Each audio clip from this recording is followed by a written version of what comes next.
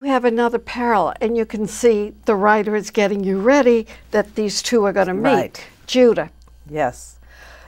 Interestingly, I created the outlines for all three books of the trilogy in 1997 when I started writing book one. And I had learned from Rachel Adler, my first Talmud teacher, that the yeshiva world, you couldn't come up with, if you wanted to have two young men fall in love with each other, you couldn't put them in a better milieu than the Jewish Talmud Academy.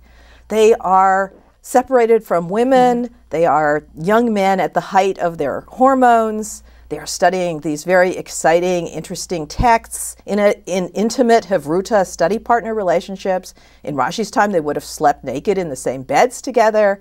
So certainly a young man could easily become enamored of his study partner and other young men.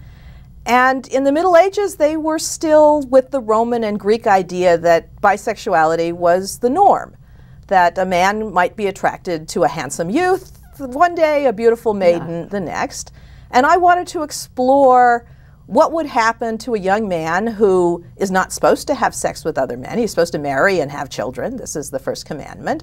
But this is not what his Yetzer Hara, his inclination, leads him to. And of course, the struggle is what makes the character come alive and what makes the reader interested in what's happening.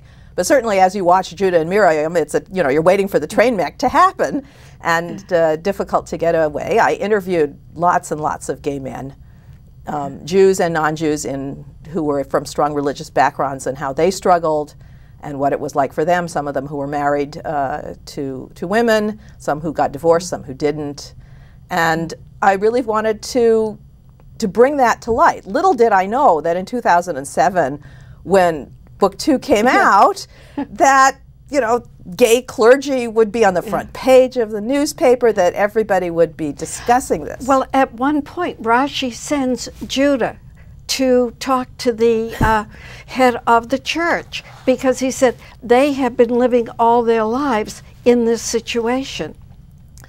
There was lots of information written by clerics in the Christian church. Of course, they were the only literate people in the Christian world anyway. But for them, there was no shame to fall in love with another man. And so we have lots of letters that they wrote to each other and their struggles. And it was quite accepted that this was a risk of monastic life. And they dealt with it.